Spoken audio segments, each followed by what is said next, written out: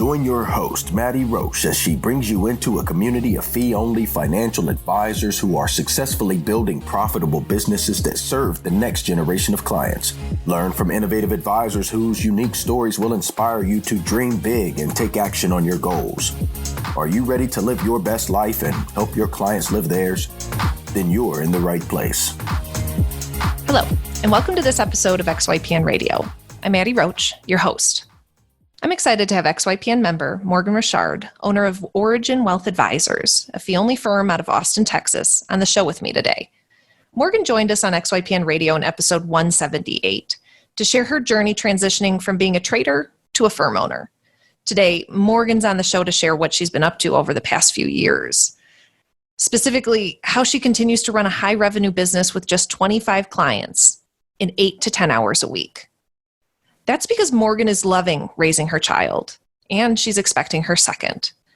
Morgen talks about what it's like to delegate some of the major responsibilities of running and executing a firm to one of her trusted teammates. She talks about why she limits the number of clients she takes and how she's incorporated life planning into her firm for more authentic relationships. She also talks to us about how she carved out enough time to recently write a book. Most importantly, however, she gives great advice to any working parent out there who dreams of one day starting their own firm. If you're interested in what it's like to be a parent and a business owner and rock it out with both, then this is the show for you. Avocado toast, selfies, a mountain of student loan debt. Gen Y is anything but traditional, and with over 75 million people, it's a population you don't want to ignore. Learn more about how to serve this unique population in our guide called Attract and Profitably Serve Millennial Clients in Your RIA. Discover 3 key ways to tap into the millennial market and 6 things that they want from their financial advisor. Visit xyplanningnetwork.com/millennials for your free copy. You can find any of the resources we mentioned during the episode at xyplanningnetwork.com/278. Also, be sure to go to xyplanningnetwork.com/VIP to join our private group just for XYPN Radio listeners. It's the community of advisors we've all been looking for. That's there to provide support when we need it the most. Best of all, it's free. I encourage you to check it out. Again, that's xyplanningnetwork.com/VIP. Without further ado, here's my interview with Morgen. Hello, Morgen. Welcome to XYPN Radio. Hi, Maddie. Thanks for having me on. I'm excited. Yes, I'm so excited to have you on. I know you've been on the podcast before.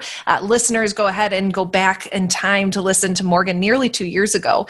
But today, Morgen is on the show to chat about an update to her firm, some progress that she's made, and of course, share some personal tidbits of wisdom that she's gathered along these years. Morgen, tell us a little bit about your firm just out of the gate. Yeah, sure. So Origin Wealth Advisors is my registered investment advisor. It is now over 6 years old, and it's been through really lots of metamorphoses along the way, some of which were discussed on the podcast 2 years ago, some of which are recent because I got my registered life planning designation. Actually just finished the mentorship program a few months ago. And after Evoke, going through their 5-day coursework process, completely revamped my how I do everything all over again and how we present this to clients and what I want clients to be thinking about so that like they can really pursue the things that are really, really important to them in their lives. So yeah, again, and I'm sure that Origin's not in its final form. I always, it's funny, every time I think like, okay, yeah, I found the thing, like this is how we're going to do it. I learn something new and then it changes again. And the thing I guess that's so nice about running a small business that's just me as the lead planner. I mean, I do now have a full-time employee in my practice and also a part-time VA, but it is just me still. So I'm still super nimble, able to change things on a dime, able to update contracts or update processes and make these decisions. And I can make them relatively quickly, which I think keeps me competitive, which is nice. And still allows me to charge the fees that I want to charge. So love it. So much to dive into. Morgen, give the listeners a little bit more info in terms of the number of clients you serve, who you serve, where you're located, things like that. Yeah. So I have 25 clients. My average fee per client is somewhere around $12,300 a client. So it's a little higher, I think, than the average XY member. My business will gross a little over $300,000 this year. I the median age of my practice is 41. Have a lot of small business owners.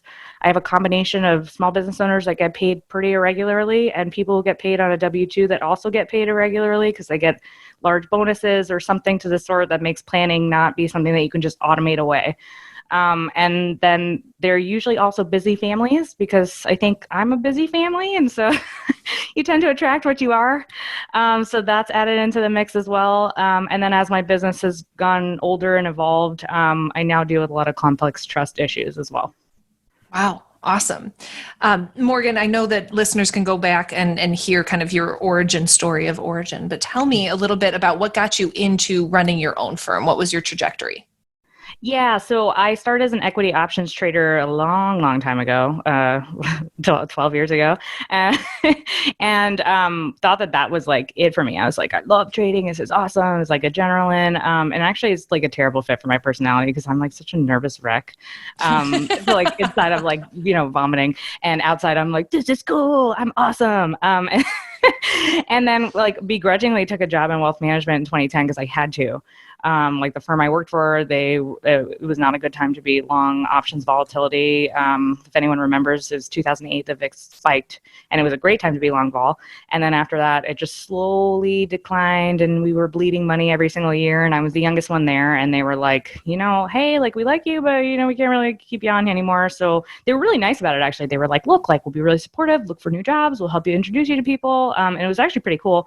And I met a bunch of other traders, but then eventually just begrudgingly took this job in wealth management because it just fit everything I needed. And I had this like moment where I was like, I'm going from like buy side to sell side. Like, what am I doing? And that like actually mattered at the time. Now I'm like, it's stupid. But yeah, so that's kind of how I started. And then I worked at Merrill Lynch for a couple of years. I worked at UBS for about 2.5 years. And while I was at UBS, I got my CFA and I just hit like a wall. It was like you either become an advisor or you kind of go get a new job. And I didn't really want to be an advisor there. I was pretty keen on the practices of what was going on there. I knew what was going on at Merrill Lynch. I had a feeling, having been at 2 large firms, that that's kind of just how it is. I didn't need to like test them all before going to starting my own thing. So I happened to go to this like CFA CE thing that I wanted to attend. And there was a guy there who was like, oh, I'm just going to start my own RIA. And I was like, what? Okay.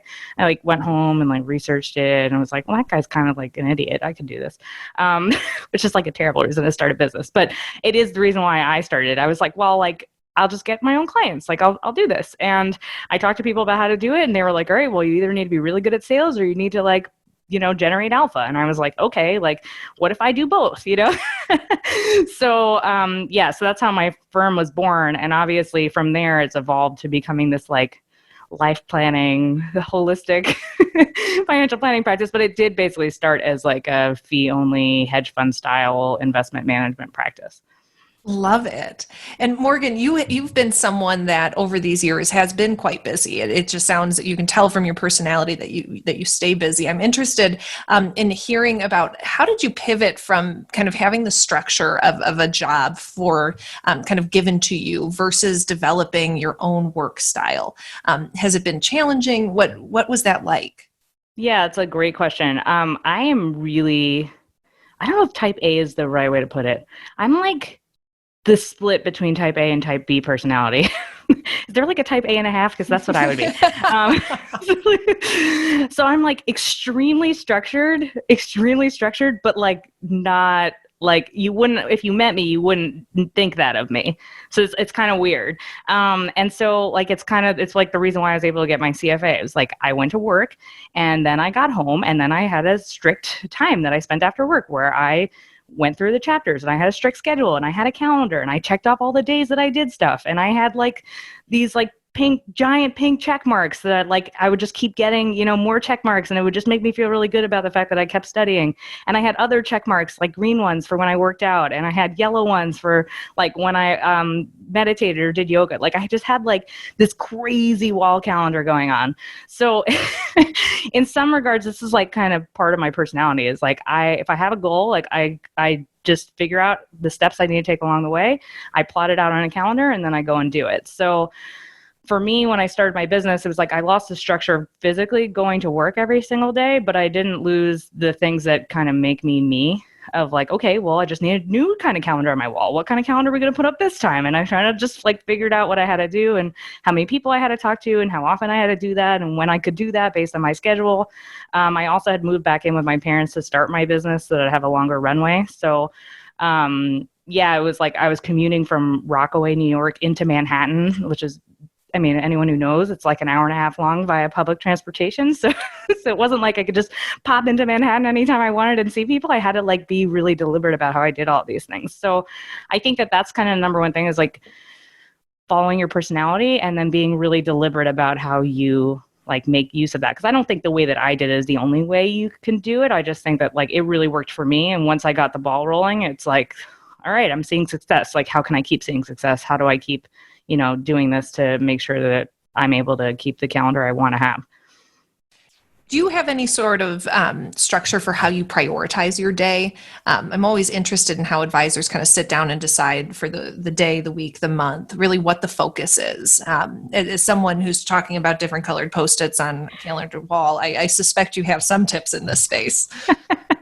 Yeah. So, I mean, my calendar now looks very different than when I started out, for sure. I mean, when I started out, I worked as many hours as I had to. And I put as much on my calendar as needed to be there. Now I am the mom of a 2.5-year-old. I I have a new child coming in the end of January. So, and I only work 8 to 10 hours a week. So, like prioritization is literally the only way this gets done.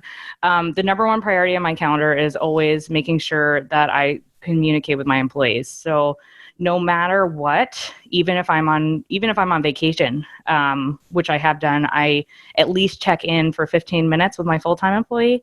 My part-time employee, sometimes not, just because if I'm on vacation, we really don't have like paperwork and other things because she's my VA, then we won't check in. But a full-time employee, no matter what, he gets at least a text message being like, hey, like, this is what's going on and, we need to talk for this amount of time. And so that's been really, really helpful of like making sure that at least like we go through the client list and we get all, like make sure that all the client needs are met. So obviously that would be the second thing is like client needs they come first, right? And the whole reason why I connect with my employees is so that the client needs stuff can get done. So from there, we have a calendar of who needs to be seen, how long it's been since we've seen them. It's a combination of using the CRM and also we just have a spreadsheet because I find it easier just to see all of my clients in one place. I'd love for somebody to sit with me who works at a CRM to like fit some of these things that we have all these like ridiculous spreadsheets that we basically have redundant information for, but like it's really helpful. I just like to see everything in one place. And my brain works better like that. So it's always, okay, how long has it been? When did we talk to them last? What kind of meeting was it? Do they need a different kind of meeting? Do they have a few things outstanding that maybe we need to check in on? Can it just be an email? Does it need to be a phone call? Does it need to be a full-on meeting or what? And so that stuff happens and we try to stagger them throughout the year so that I don't see all 25 clients obviously in 1 week because I'm only working 8 to 10 hours a week right there. Not really going to get a long phone call. So there's that. So like we make sure we stagger them. So we see like 5 usually a month. And then from there, it's also how much work so like I have to take time to actually prioritize offloading work and then prioritizing what work I'm actually going to do and then scheduling that on my calendar. And then the last thing that always goes on my calendar, my personal needs. So I like to make sure that I get an extra like workouts in. So that goes on there.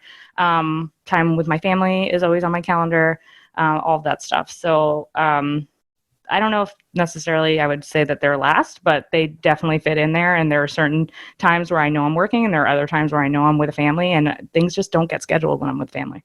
Totally. Morgan, I have to back you up. I heard you say you work 8 to 10 hours a week. Yeah. Can you talk about that a little bit? How is that possible? And how do you make it work? And what's the why behind it? Yeah. So it's a great question. After my son arrived and I was still like kind of working like crazy and we were on and off with childcare, we couldn't really find something consistent. We didn't want to put him in daycare. It was like, okay, I need to like fix this because this is just not working. I can't work 40 hours a week and be with my son. Like I just can't, or I need to hire somebody or I need something. So at some point, I realized that if I hired somebody in my practice to do a lot of the work that I was doing but needed to maybe let go of, that it necessarily didn't have to be me doing it, that not only could I have a tax deductible expense, but I also would get to spend time with my family who I wanted to spend time with my son. It wasn't like I wanted to spend more time doing, the crunching numbers and e-money, right? If I could trade the two, like see my son take his first steps or, spend time entering client information into e-money, obviously I'm going to pick seeing the first, right? So it was a pretty easy decision. And then it was just finding somebody to come in. In the first year, my now employee, Mark, he started as a paraplanner. He's now an associate. He worked part-time, probably worked around 20 hours a month. There were some months where it was heavier. Where he was working 25 or 30 hours a month. There were some months that it was less, where I took off a bunch of time and we didn't have that much work. And so it just started that way. And then I hired him as a full-time employee starting January of this year. And once I hired him as an employee, I was like, well, he should do a lot more. Because otherwise he's going to be here as an employee doing 20 hours a month, the same thing he was doing. So he started coming to more meetings. He started getting a lot more of the behind the scenes work that I was doing. And I was able to offload basically another 10 hours worth of work so that I was only not working the 20 hours a week, but now working 8 to 10. Wow. Morgan, you said something really important, that you said that the things that Mark started to do were the things that you could do, but you weren't the only one that had to do them. And I think that that's a really hard thing for a lot of advisors to accept, that they can delegate, that there is in fact things on that to-do list that other people can effectively do, and sometimes even better than you. What was that like when you were passing that off to Mark, in terms of, did you communicate to the clients that was changing, that you were reducing the number of hours, or did anything change on the client end when you hired someone? No, not a single thing. Wow. So I think that's the number one thing that I noticed was okay, well, Mark does really good work. A lot of times, Mark will do work and I'd be like, wow, that's a really interesting way of doing that. I never would have thought to do that. And I check his numbers and they match up with the way that I would have done it, and we move on.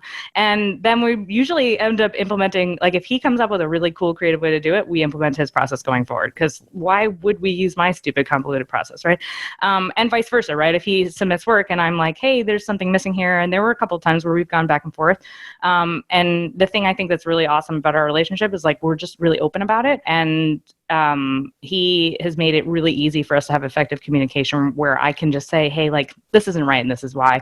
Let's talk about it more. Let's flesh this out a little bit more, and then make sure we deliver the right thing to a client. So, and on the other side too, when he's seen that I've made an error, he points it out. He's not shy about that either. So I think that the important thing, if you are going to delegate, is that you have a really good relationship with your employee, and that you also you rise to the occasion. You have to be a leader. You can't just be somebody who expects somebody to come into your organization and just do the things in your organization the way that you want them done without giving them training. They could be literally have 40 years experience and maybe have had their own client, base of their own, but they're still not going to do it the way that you want to do it, even if your business is 1 year old, right? It's just not the way it works. Obviously there's going to be a mismatch there. So it's something I learned. Unfortunately, my virtual assistant learned that the hard way with me, because we had worked out a lot of the kinks. By the time Mark was was hired, I was like, oh, I actually have to be a leader, huh? How about that? So yeah. But there were things, right?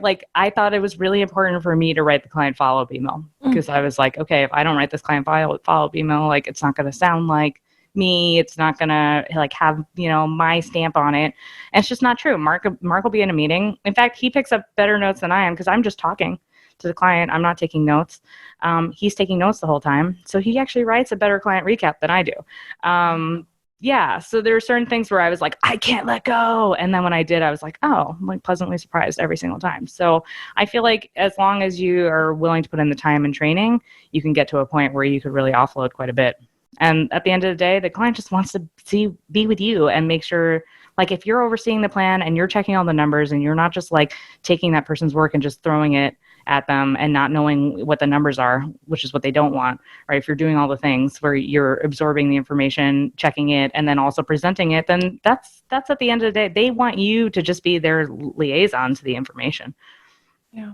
I loved what you said about, needing to really embrace this leadership role, that you can't just passively delegate. It's something I get myself into a hard time with sometimes. I think people really know what's going on in my head, and I only say half the things I need to make the assignment, get it out. What have you done in terms of developing that leadership quality in yourself? Is that something that you actively work on, learning and researching on how to be a good boss and how to facilitate that relationship? Yeah, definitely. So I was highly influenced. I don't know when his podcast first came out. It's probably 3 years now. So he's an ex-Navy SEAL, Jocko Willink, and he has a podcast and he has a book. And I read, he was on Tim Ferriss and I heard him and I was like, oh, this guy's like awesome. And I got the book and I read it and I was like blown away by it, and didn't really know how to implement it because I also didn't have employees at the time. And then I hired my VA and I didn't really think it applied to her because I was like, well, she's just like part-time VA doing like some paperwork. It's not. But then we were running into issues and I was like, these are my fault. The reason why we're running into issues is she knows what she's doing. She's a very experienced virtual assistant. She's been doing this for years. That's why she runs her own VA practice. Like, the stuff that we're running into is because I'm not like doing this properly. And so we sat down and we had a call about how like everything she does is really important and it's really important to me and it's really important to all of our clients. And then she felt really important instead of what I was making her feel before, which was like, your stuff is, whatever, you just do it. Like, here you go. And she's part of the organization now. Like, she runs her own VA practice, but she's really like, she has her own email. She has access to CRM. Like, I check in with her every week. Like, she's part of Origin as much as Mark is, even though she only works like 10 to 15 hours a month. So I think that's like the number one thing is no matter who's around you, if they're your people, they're your people, and you have to treat them with the respect that you would want to be treated with. And you have to like lead and be open enough to receive criticism as well. So when Mark came on board, I was like, look, like I'm really into Jocko. I'm going to send you this book and I want you to hold me to this. And he has, and because he read the book, then he was sort of on board too of like, oh, okay, like we take ownership in this practice and it's okay to admit when you make a mistake. And we're both going to admit when we make mistakes and it'll actually make things happen. So like, it's actually gotten to the point where sometimes we laugh where we're like, no, it's my fault. No, it's my fault. No, I'm sorry. Okay, let's just like do the right thing now, because like, if there's no like he did it, she did it, there's no finger pointing happening, then yeah, things move forward and we're able to make changes. I love that so much that you're leading by example also by kind of putting some parameters around your own time and things like that. What kind of culture have you created? It sounds like a really beautiful one, but in terms of, what's the benefit package of Origin for your employees in terms of, does Mark get to work whenever he wants, or is there really a defined schedule for the week that he has to stick to? Yeah, so Mark pretty much can do the financial planning work whenever he wants. The behind the scenes stuff, he can do whenever he wants it as long as it's done like in a reasonable amount of time. And I usually give him time frames on things. If things don't really have a time frame, then they're just kind of ongoing projects that we continue to check in on. But he has a pretty good idea at this point, like without me even saying how urgent something is, just because we've been working together for so long. That said, if you are hiring somebody, you need to be very, you can't just assume that they're going to know what to deliver the work, right? So you have to be specific about that at the beginning, but once they know, then they know, right? So it's one of those things where like Mark knows now because I was specific. Now I don't have to be as specific because of all the like, not micromanaging really. I mean, there was a lot of micromanaging that went on at the beginning because that's kind of how you have to do it at the beginning, and doing it in a way that's respectful though, not that's like, you're an idiot and this is how I would have done it. So yeah, I mean, otherwise though, I mean, there are client calls that happen during the day. He's got to be on those calls. So obviously like if he's going to miss a call, he has to let me know or something like that. He's so flexible with his schedule though. Like honestly, he always makes it. Like he never not makes it. There's even like, he like sprained his ankle and he still made it to a call. I was like, you could have just said that I would have given you the day off. Like, he's like, no, I could do it. Don't worry. I'm fine. I'm just like laid up on the couch. Don't worry about it. Wow. Yeah. Awesome. Well, it sounds like you've made it a really fun environment for him to work in, as well as your VA. Morgan, you mentioned that you had 25 clients, and I'm wondering, is that a goal of yours to stay at that size? 25 sounds so manageable, yet your revenue is so high. I'm wondering, was that intentional, or are you looking to really grow this firm to be another 25 clients? Yeah, my original goal for my practice was to have a practice that was 50 clients or less, and now it's not. Now, yeah, I'm really happy with where my practice is. I'd be fine. I'd be super happy maybe to take on another 5. I'd probably cap it at 30 just because I like the life balance that I have. I want to be there for my family. We don't we're very fortunate. We don't need any more money. Like, we manage our personal expenses really well. We're not looking to buy a yacht. I'm not looking to buy a $20 million house on the lake, right? Like, I'm perfectly content to live the lifestyle that I have. And so the amount of money that we're making is just fine. It's time that I'm short on, not money. So, I feel very blessed and grateful, obviously, that I can even say that. And I worked really hard for the last 6 years to get to the place that I am right now. But I also recognize that, like, it's more meaningful for my family for me to be there than it is for me to add more clients and be there less. So I think maybe when my kids are older and I have a little bit more time and, they don't need me so much, I maybe would think about adding clients, just because, like, right now I feel time constrained because I want to spend time with my family and they still want to spend time with me, right? When we're at the point where they're like, they've got braces and they're, not interested in mom anymore, maybe it'll be time to have 40 clients. I'll let you know. But until then, yeah, this is kind of where I see it staying. I do want to treat my employees better. So having another couple of clients would allow me to give them more money, which I think would be nice, because it's not really for me anymore. So from that perspective, yeah. But I don't know. I get asked all the time, well, like, what's next for Origin? And it's like, the same. Like, I love my clients. They're like my family and I like spending time with them. And I like how things are. Like, do I have to have something next, really? Well, you did have something next, Yeah. because you recently wrote a book, Morgan. Let me remind you. The Woman Short on Time is also an author. Tell us a little bit about that, Morgan.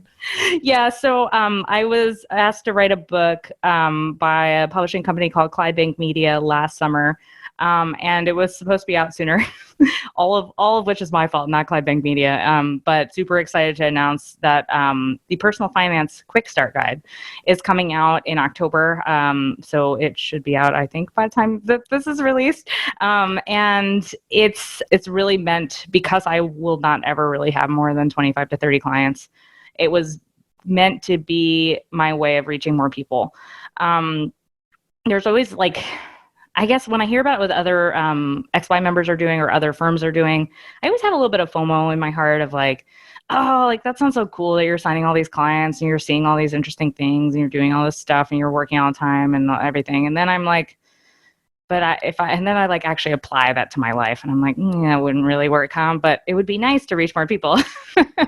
So a lot of the other stuff that I've been doing outside my firm is to reach more people at a price point that's more affordable. Obviously, not everybody can come in and pay $12,000 to work with me. But they can maybe pay $30 for a book, right? And the whole point of the book is actually so that they can do it on their own, provided they don't obviously have like super complex financial planning needs. But the point of the book really is so that they can read it, they do some homework, and they create a financial plan for themselves along the way. And maybe they skip a couple of chapters that don't matter to them. Maybe they're not worried about having kids. Maybe they're not worried about, certain things like retirement in the book if they're not looking to retire early and they're a young person buying the book, but that they can sort of work their way through and figure out what's really important to them and how they want to plan for it financially. So, I'm really excited that I was asked to do the book. It was a huge time constraint on me. I had to carve out other hours somewhere to do it and do all the writing and do all the editing and do everything else. So that was hard on my family for sure. But now that it's almost here or will be here when people are listening to this, I just feel really excited and proud of the work that I did, and that at least like all of this stuff that's up here, other people will get access to, and hopefully people want to hear it. Totally. You should be super proud of yourself. I'm interested. How did you get asked to write a book? Because I have yet to get an email asking me to write a book. I will email you shortly. No. Thank you.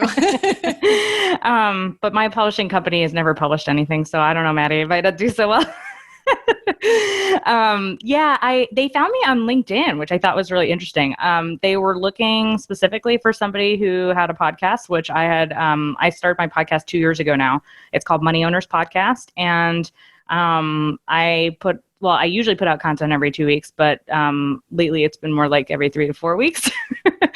And the same thing with the podcast. The purpose of the podcast was to disseminate information to people who couldn't pay me in my financial planning practice. It was also a good place for me to organize my thoughts about certain things. Clients would ask topics where I couldn't really stand on a soapbox for 30 minutes and tell them what I really thought about it, but we can sort of like client direct them into doing what it is that they want to do. And so it was a combination of really just being somewhere where I could really focus on financial planning topics that interested me and also provide free information to people who were interested in it, and then hopefully bring them in as a coaching client. My second business is Money Owners, and it's a financial coaching practice. It does not really have I guess it's not like Origin. I don't have like 25 clients that I charge $12,000. It's not like I'm, just like rolling in money here. It's really more like one client every now and then comes through there, and they don't fit Origin's needs. And one of the main reasons why I created that practice is because I had unqualified prospects coming through who really they don't need financial planning traditionally. They didn't need investment advice. They needed like financial planning beyond investments. And for those people, it doesn't really make sense for me to have them in my financial planning practice because there's a compliance cost to them. And there are procedures that we have to follow specifically for them. Whereas like in Money Owners, I can just talk to them and they do the work on their own, and I don't keep records. Obviously I have like minimal records, but I don't have the kind of record keeping that we have in Origin for the state purposes and everything else, and also really for us because we have ongoing relationships with these people. So so like all around it made sense to have that. And so the podcast originally was kind of to draw people into Money Owners, the financial coaching practice, but it's sort of been more of like a pet project really for me because I am so busy and I don't have time to spend, running two businesses. So I think eventually it'll become something. But my book is also through there. It's being released through Money Owners, even though it's through the publishing company. So it won't be part of Origin. So there's some niceness to just having two entities in general. I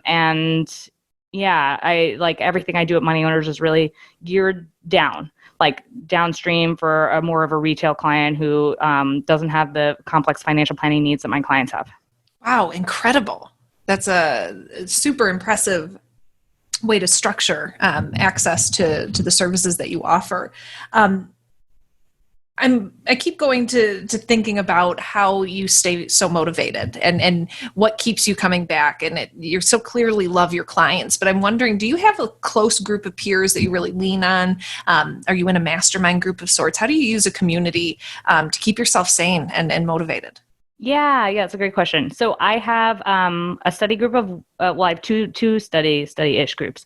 One's really more of a more formal financial planning-esque study group. We don't focus on growing businesses or anything. We actually focus more on like planning content. And we meet every 2 to 3 weeks for an hour to an hour and a half. Sometimes we're all busy and we don't meet. And other times we're like, no, like during coronavirus when all of it hit, we were like, every 2 weeks we must meet. What's going on? Like talking about bonds and like talking about all that stuff. So the thing I like about that is like, I think honestly, those two guys are smarter than me, and I like hearing what they're working on because it like keeps me on my toes. And we always talk about just like really complicated financial planning scenarios that happen, and we all get them. Like I think just because of our client bases, we end up with like these weird, complex financial planning problems. Usually involve tax-related stuff, and we just talk about it, and it's really nice. And then I also meet one-on-one with an XY member who we talk more, like sometimes we bring up financial planning stuff, but it's usually more like business related stuff.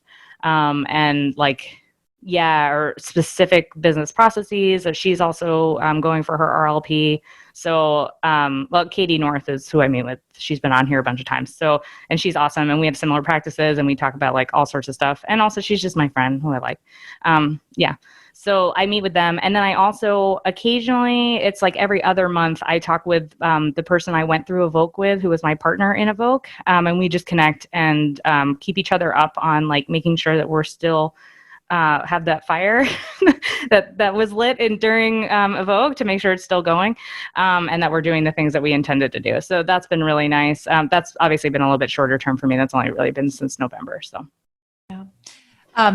Although it's only been since November for you, I will say that this movement towards life planning, I've felt a real pivot to over the past 3 or 4 years at XY. The first few years, I'd really never heard of it. And then all of a sudden, we really started hearing advisor after advisor after advisor kind of pivot into this life planning space. And what I know of it is so attractive and wonderful, and it really resonates with consumers. I'm interested, how has it changed your business? Yeah, so it really motivates people. I think that that's the number one thing. So having been through it myself, and understanding exactly what it is that I want to do. I mean, you mentioned this, like, how do you keep staying motivated? It's like, well, like Evoke really helped me with that, actually. It was finding triggers, finding certain things, finding certain even words where when I hear that word, I'm reminded. For me, that's balance. When I think the word balance, I'm like, am I doing this right? Am I working too much? Am I with my family too much? Like, what is going on here, you know?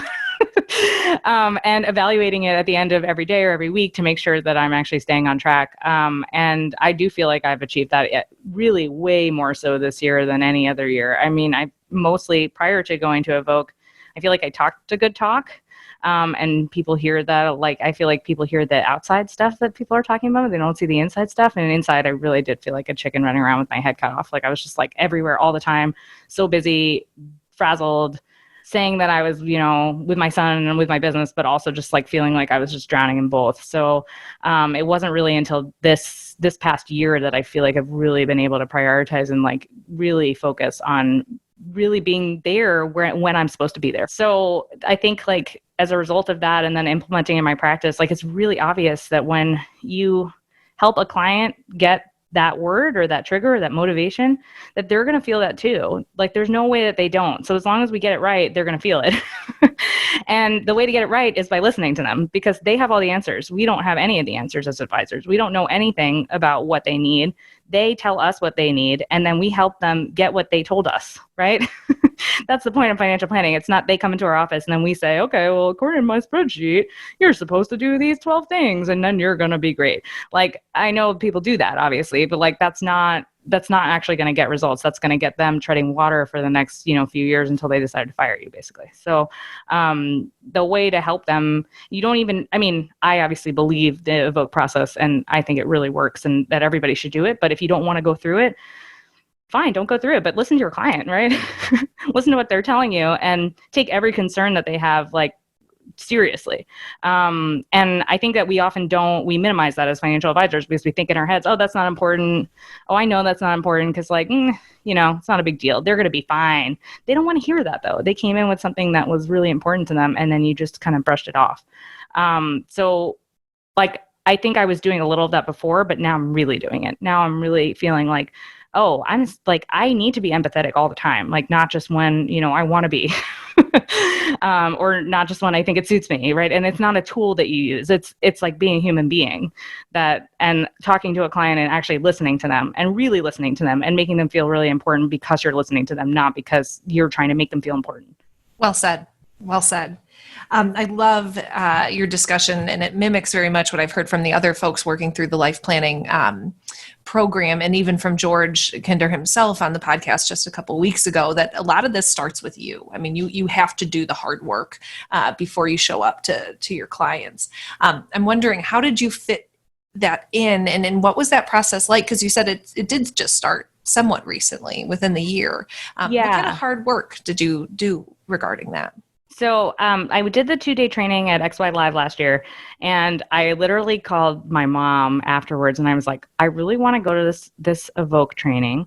It's 6 days, and George Kinder himself told me I could bring my son, but I think that would not be productive. So how many days could you take? It was like, we were like, before I sign up for this thing and go spend $5,000, like, can you help my husband? Because I think he'll die after 6 days. And not because he's like the most loving, amazing dad in the whole world, but it's just like, he also has a job, he can't just like, take off an entire week and like hang out with my son. So especially it was like a new job at the time. It was like the whole thing. It was not good timing. And my mom was like, don't worry. Like, I got you on Monday. I got you on Wednesday. I can't do Tuesday. I can do part of Thursday. He could sleep over this night. Like, she's like, I got you covered. I'm like, oh, thank God. So, I mean, for people out there who have young kids, obviously, and you don't have family nearby, like, it's so rough. Like, I don't know what to, like, we're dealing with it now. Like, we moved to Texas in January from New York. My mom is not here anymore. I was even telling you this morning, I had to go take an emergency trip to the dentist, and like, my mom's not here. Like, I would normally call my mom and be like, Mom, I gotta go to the dentist. Can you just come over? And like, by the way, we also were supposed to have a painter come over to like paint the new room for the baby. Can you like, just like tell him what to do instead of me canceling it? So yeah, like that kind of stuff. Obviously, like I'm super missing. But yeah, we made it happen and she helped. And then it was fitting the mentorship in was a little bit more difficult because like they're trying to get groups together. So they just had times that groups had to show up. So it was like, I just got to be on this call at this time. Like, and I would tell my husband and he would just reserve the time, that hour, because like he had to. And then I switched with somebody else to make sure that it was on a day that I was actually working for all my personal calls. Like they're open to that kind of stuff. Cause I was like, look, in my life plan, I said, I don't work on Mondays. So can you see me on Tuesday? And they were like, sure, no problem. Just find somebody to switch with you. So yeah, they're nice about that stuff, but there are other things that you kind of just have to show up for. And then a lot of the Evoke work ended up happening at like between the hours of, 10 and midnight, when I would have to do case studies and other things just because I just can't, like, I didn't have time to do it during the day. So there are ways to do it for sure, but you have to want to do it, right? Like these are all, like I took like specific measures to make sure that this could happen and that I would have my designation. Wow. Wonderful. I'm really interested, Morgan, in you speaking directly to some of the women listeners here. I do know that being able to rear children and take on all the responsibility of motherhood and can make some folks not want to get into this space, and that it may think maybe when the kids are older, I'll open up my own firm, things like that. At XYPN, we do have about 22% of our advisors are women, which we're really proud of. But I do know that number can go up. And I'm wondering, from your perspective as a woman in this space and as a mother, how do you advise other folks to get the courage to do this and to try it out and trust that there may be something better on the other end than full-time employment through someone else? Yeah, I mean, when I started my own firm, part of it was I've always wanted to be a mom. I'm not one of those, like, I know there are women out there and I believe in every woman's right to decide however they want to live their life and their family and everything. But for me, like, ever since I was even, like, I could remember I wanted to get married and have kids. Like, that's just how it was. My sister and I would play, like, we would enact stuff like that. It wasn't even a question in my mind. So when I was 28, which is when I started my firm, and I had been with my now husband, who was a boyfriend at the time, but we had been together a couple of years, and it just made sense. Like in my head, I was like, okay, well, like we'll probably get married by the time I'm 30, and like we'll probably want to have kids. So like if I don't start it now, like when's the time, and in my head, it was like, okay, if I could just get to that 3-year mark, if I could just like get my business running, and then I deliver around 3 years, which is actually exactly what I did, which is or pretty close to it. 3.5 years is when my son came, that like, I'll be fine. Because I can get my business running and then I can go for it. And then what I found was at year 3.5, I was like inundated with client work because I had built a practice. And then I didn't have any help. So I think, honestly, I don't think there's any good time to start a business, but I think that there are ways that you can just do things, right? Like we weren't ready to like get married and have kids at 28 when I started, but like it would have been fine if we did. And I think the thing that I needed to really internalize and recognize, and that I am now doing for second baby, because second kid obviously gets the advantages of like the first baby practice run, of like, you just have to prioritize and make it happen, and think about what makes the most sense for your family. And can, if you're married and you're thinking about having kids, like can you live on one income? What can you do to cut expenses? I did that anyways, right? Like we weren't even married yet. If I moved in with my parents, like I'm like 28 years old living with my parents, right? Like nobody wants to do that. It was a really special time in my life, I have to be honest, but as an adult living there. But yeah, it's like, it's one of those things where you do whatever you can to cut every corner on your personal financials, because like, it's not the business that's going to run you into the ground. And I know that's probably a point that's made on here often, but it really isn't. But I think it needs to be reiterated for moms, because we don't do it because we think we don't have any income coming in, that's going to be an issue. But it's actually, the income might not be the issue. It might just be the expenses on the other side. And what can you do to like sort those things out so that you can still make it happen? And yeah, I think like it's going to be hard though, no matter what. And it is hard. It's still hard for me. It might not sound like it's hard for me, but it's always hard. There are just, there's no other way to put this. And I don't mean this insensitively to all of the dads out there who are amazing, my husband included, who really help and take care of their kids. But at the end of the day, there's something about being a mom, and you're the last, you're like the last stand for your kid. That's just how it is. And I think evolutionary is supposed to be that way. I don't think that there's something wrong with that. I don't think that like my husband's supposed to take that role. Like I am supposed to have that role. And not only am I supposed to have it, but I want to have it. I want to be the last stand for my kids. I want to be the person that's always there. And so, yeah, like I just, I think that if you're able to organize your financial life, your financial business life in a way that supports you enough and that you have enough support around you to then go and spend the time with your family when you really want to, you can really make it happen. And there are so many ways to do it. Like you can really be a go-getter and try to get as many clients as you can in the first year, if even with a new child, and have childcare around the clock if that's really important to you. Or you can do the way that I did, which is just like, okay, we have a baby now, we're slowing down. We're going to do a little less. We're going to outsource a little bit more. We're going to make a little less this year, and that's okay. And I think just recognizing that period short term too. Like it was short term when Alex was born. There was a period of time where it was super hard, and now it's actually pretty easy, and we're expecting another one. It's going to be super hard again. That's just how it is. We're going to be sleep deprived, and we're going to need more hours probably from childcare. And hopefully I can fly my mom down here. But yeah, at the end of the day though, it's totally worth it because I make my schedule. I'm always here for my kids. Right. When my son needs me, I'm here. My clients are understanding they all have kids. That's the kind of client base that I've built. So I think though, if you're family oriented, you're going to end up with a family oriented practice. That's just kind of how it is. If you're not, then you're not, but you're not looking to do this route. Right. So like my son was sick and I told a couple of clients who I was supposed to see that day, I'm sorry, I have to take him to the doctor. He's an ear infection. They were like, okay, great. No problem. We'll reschedule. Like they're super open to that stuff because they've been through it. And I think like including clients in your life and treating them like family actually really helps. If you can have really strong bonds with your clients, they're going to be as understanding, and they want you to be as successful as you want them to be successful. None of my clients have ever been like unhappy that we're starting a family or that we're adding to our family. In fact, we've gotten like an outpouring of, congratulations, and we're so excited for you and we can't wait to see new pictures. So I think that's something that women need to recognize. You don't need to be afraid, and include your clients in your life. They want to know about you.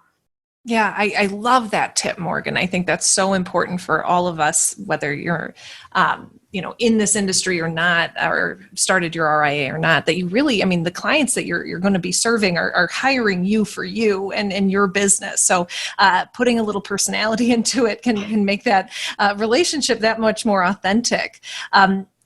Last question for you, Morgan, and this is kind of along the lines of what we've been talking about, but I know when we think about the percentage of women representation in this industry, that there's this idea of the imposter syndrome, that we have to be overly qualified before we do anything. And we see it in applications and jobs and things like that. Can you speak to kind of what was the strength that kind of got you to believe? You said you read one article and met someone about it and was like, I can do that. I work on that same kind of wavelength, but I'm wondering, not everyone does. And did you ever stumble with some imposter syndrome as you began to build your firm? Yeah. So, not to keep bringing my mom up, but she calls me a maverick because she's like, you're like this like crazy risk taker. Like you just like do stuff. And I think that that's not totally fair. I do actually think through the things that I do. I just make decisions like relatively quickly. I think compared to I don't think it's even gender related. I think like if you put me on a spectrum, like I just make them quickly. But yeah, of course I have imposter syndrome. Of course. Like who doesn't, right? Like men have it too, women have it, whatever, gender, race, creed, religion, we all have it, right? I think there's something in our souls that makes us feel like we have to be better than whatever we think we are, because we are always our harshest critic, and we're never going to be as good as whatever we think we're supposed to be. Other people don't see us that way, I think was like the biggest thing that I had to recognize. It's like, people don't see me that way. People don't see all the little, like the hurts and the fear and everything else that's inside of me. So I just put it aside. I know that that's not easy, and that people think, oh, you just put it aside. Like, you can't do anything. I can't do that. Like, no, but you can. Like, go do like little stupid things. Like, I used to practice like having a really ridiculous order at a restaurant or Starbucks just so that they would say no to me. Because it would like feel good to like, okay, a rejection, it's not so bad. Like I'd be like sweating to death in a Starbucks, like ordering like a ridiculous drink, and they'd be like, we can't make that, and I'd be like, okay, fine, I'll just have a non-fat latte, which is like what I wanted anyways, so I think it's just like putting yourself in situations where you can not try to fail, but like try it, just see what it feels like, because at the end of the day, like you're the only one getting in the way of you. I don't actually think that we really have any of these barriers. I really don't believe that. I think that I will have barriers if I think I will, if I have barriers. If I think that there will be a barrier, there will be a barrier. It's kind of, I have no other way of relating this is other than childbirth. If you don't believe that you can give birth to a baby, then yeah, you're going to need intervention after intervention after intervention, right? Because if you don't believe that you can do it, your body won't relax enough to do it. And all women can do it. We can all do it. It's like one of these things that we're just like naturally born to do. And yet like we have all these interventions and things in our face to like try to get this baby out of us. Like shun all that. You don't need that stuff. You don't need any interventions. Like you can just go out there and do it. We all have the ability to do it. And like, who cares what anybody else has to say about it? Truth. Morgan, you are inspiring. What a wonderful interview. I've so enjoyed getting to know you even more. I think anyone listening to this will have the utmost respect for what you've built and how you've handled it. I think you've given a lot of inspiration for a different direction and the type of different success that can come after chasing your dreams and trying something that you don't totally know what the end result will look like. It's been a total pleasure to work with you over these years, Morgan. Congratulations on baby number 2 and the book and building a wonderful and incredible business. I've so appreciated this. Thank you, Maddie. I had a really good time being on, and this was fantastic. Avocado toast, selfies, a mountain of student loan debt. Gen Y is anything but traditional, and with over 75 million people, it's a population you don't want to ignore. Learn more about how to serve this unique population in our guide called Attract and Profitably Serve Millennial Clients in Your RIA. Discover 3 key ways to tap into the millennial market and 6 things that they want from their financial advisor. Visit xyplanningnetwork.com/millennials for your free copy. Be sure to join our VIP community at xyplanningnetwork.com/VIP to hang out with other XYPN radio listeners, ask questions for future mailbag episodes, and finally, to find a community of like-minded financial advisors. Thank you so much for joining me today. We'll see you next time. You are not alone and you are not crazy. It's scary starting, building, and growing your own financial planning firm, and that's why we put together a free private community just for you, the Cutting Edge Financial Planner. Go to xyplanningnetwork.com/VIP or text XYPN Radio to 33344 and join a network of thousands ready to change the lives of Gen X and Gen Y clients.